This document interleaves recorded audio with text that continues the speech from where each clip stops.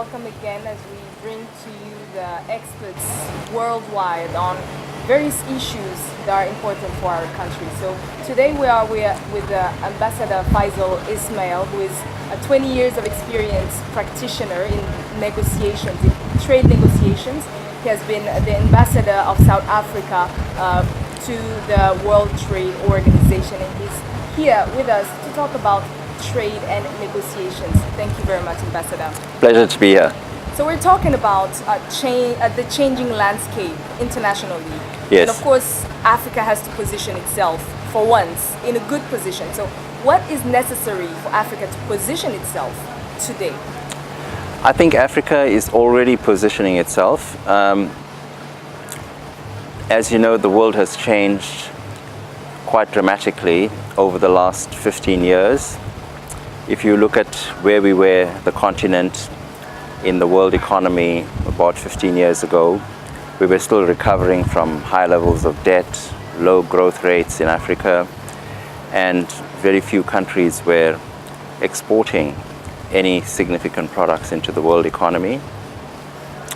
But as the new century came into being in the early part of this century, we found many African countries beginning to grow their economies, expand their exports into the world economy, and slowly begin to rebuild their industrial base, their agriculture, and start trading with each other.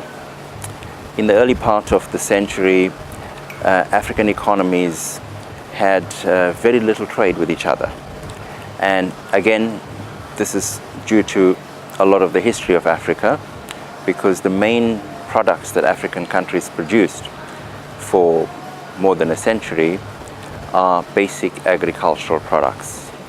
Mineral products, in the case of Zambia, it's copper, or agricultural products. So in the case of Kenya, it's tea, or Botswana, it's beef, and country after country, Cote d'Ivoire, it's cocoa.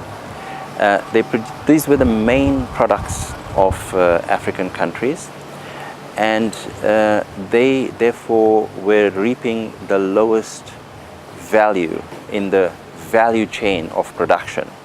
But things have begun to change. And what has been the trigger to that change, especially, and how to leverage it to change the narrative? So one of the big reasons for the change in the whole world economy in the last 15 years is the rise of the new, so-called new emerging countries. In fact, they're not new. These are old countries that already had a strong presence in the world economy. Countries like China and India have for centuries before been major players until the Industrial Revolution and the process of colonization. But those countries are re-emerging. And in the last 15 years, we saw the rise of China. China, of course, was working hard and preparing for at least 20 years. Since the mid-1980s, they began to put in place processes at home to build their industrial base. They started with an EPZ in Shenzhen. So EPZ is an economic processing zone where you make the regulations attractive for investors. You try and bring investors in by offering them some incentives, some security for their investments. And they did this successfully because after about 20 years, they found that they were becoming increasingly significant players in the world trading system. But today, investment is going down because those traditional investors are going into those financial crises. So how do we cope with that? Yes, so of course the growth rates in Africa were very high, averaging about 5% across the continent for almost 7 or 8 years in the last 15 years. Then we found that the whole world, of course, faced a huge economic crisis caused by the United States, the financial crisis in Wall Street. And this reverberated, it spilled over into the rest of the world, and it impacted on developing countries across the world, including, unfortunately, the African countries. The good news is that although African countries have suffered from this crisis because their growth rates did fall and their exports of commodities began to also be affected by this because commodity prices began to fall as China also began to slow down its growth rate. The good news is that a number of African countries have begun to build more sustainable processes of growth that have been able to sustain themselves in spite of the recession. So countries like Ethiopia have been growing at over 11%, notwithstanding the crisis. And then, in our neighborhood, Angola and Mozambique, although the oil crisis and the oil price shocks has reduced Angola's growth rate, but it's still growing. And if you take the oil countries out of the equation, you still have a significant number of African countries that are growing. And the reason for this growth is based on the re-emergence or the rebuilding of manufacturing and value addition. We're talking about building a free trade area on the continent. So some countries are indeed growing, but some others are still lagging behind. So how do we make that development, continental development, possible without having any bottlenecks because of the different developments of the different countries?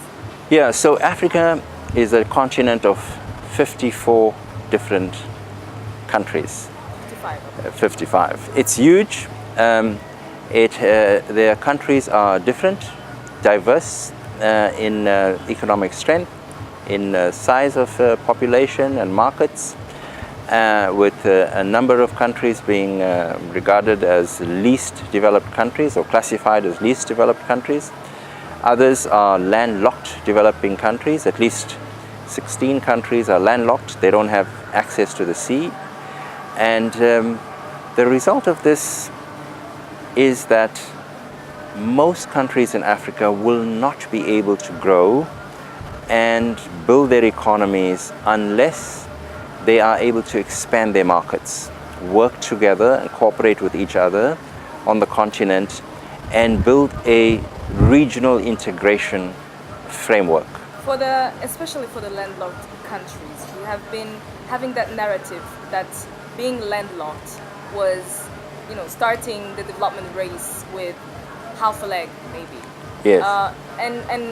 But we are seeing that, for example, Ethiopia and Rwanda have been able to actually develop, though they were landlocked. Now, how do we, let's say, shape or change the kind of development that we are looking for, and how do we develop the industrial capacity beyond the extractive sector? So in the new global economy, where more and more companies are expanding around the world, the big global companies are tending to produce component parts in different parts of the world, wherever they can produce it at the lower cost. And we call this global value chains because these companies, if you take the Apple iPhone, although the headquarters of the Apple iPhone is in California, where we have all the technicians and the design of the phone, but the phone is actually produced mostly in East Asia, in Japan, South Korea, in a number of countries in that region, and then finally assembled in China. Thousands of engineers work on this in China, and the phone is sent back to the United States and then exported around the world. Now, obviously, the highest value goes to the designers of the phone, where the technology is developed and where the marketing takes place. The lowest value is where the least amount of value is added, and that's usually where the final assembly takes place, and that's in China. Of course, China is slowly starting to move up the value chain itself. It's adding more skills to its workforce. It's starting to move up. Africa will need to learn from the experiences of countries like China and other East Asian countries like South Korea, Taiwan, Singapore, and they all were very poor too. So in the early 1960s, they were poor, but they managed to move their countries up the value chain, and now they have become significant players in the world economy. Now, the issue with Africa also is that most of the countries tend to be specialized in the same sectors, which is at the lowest levels of the value chains. Do we have countries that have been able to go higher in the value chain and that could eventually lift some of the neighboring countries up? Yes, so there are lots of positive, very exciting developments taking place on the continent today.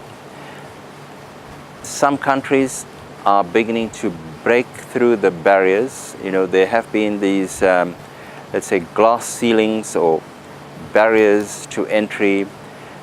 Countries that produce cocoa, for example, like Cote d'Ivoire and Ghana, we are here in Ghana, they have been producing this commodity for more than a century.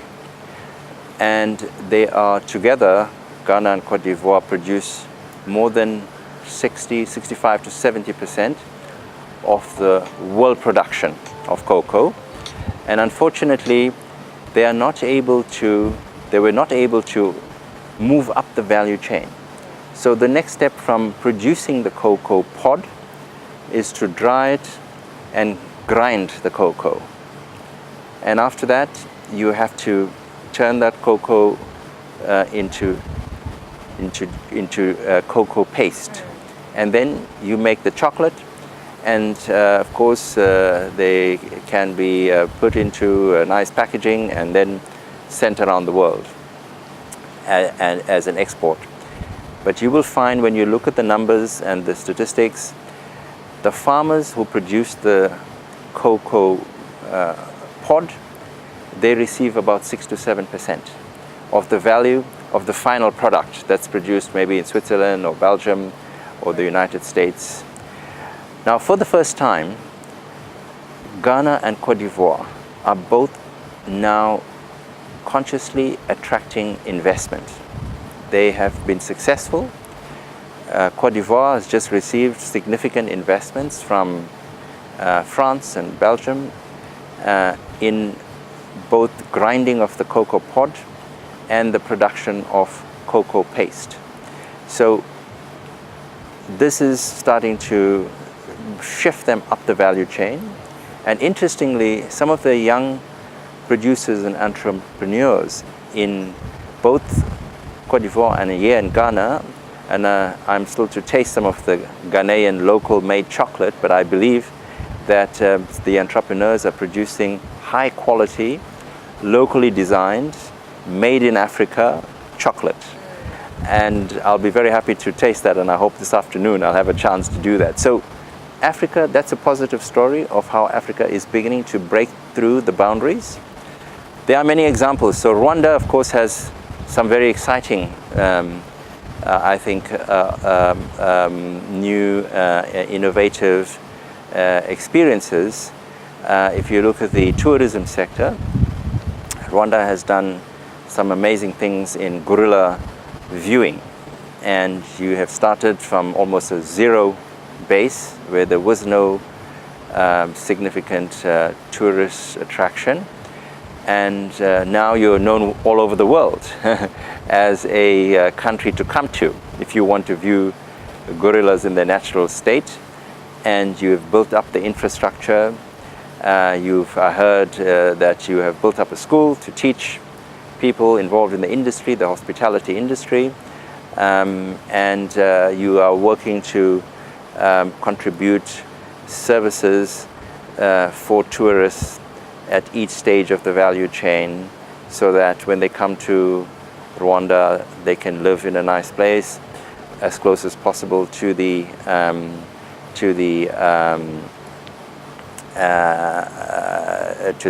jungle, and they can be taken by guides, local guides, who speak in their own language, and this is adding value, and it's creating higher quality jobs and raising the welfare of Rwandese But people. most of these measures that are to be taken, of course, by the government, but also by the private sector, require a significant amount of investment. And of course, we've started saying that investment, financial, flows are going down. What are these opportunities that could be tapped into, or resources that we could tap into to fund those infrastructure developments? There are many examples where countries have taken initiatives, where there were opportunities that were not identified before, and they began a process of identifying those opportunities and then promoting those opportunities to potential investors, both domestic and foreign. And within a short period of time, the investments have come in. So let's take a good example of floriculture or cut flowers in Ethiopia. So Ethiopia, about 10 years ago, had no cut flower industry, commercial cut flower industry. Kenya, of course, is Africa's leader in cut flowers, but they started from zero. They identified it as an opportunity. They could produce it. They started providing some incentives for local investors. They went to the center of the world's floriculture industry, which is in the Netherlands. They spoke to potential investors. They brought them to to Ethiopia, and they asked them what they needed to help to facilitate their investment. And today, Ethiopia is the second largest producer of cut flowers in Africa. So the investors came in. They attracted the investors.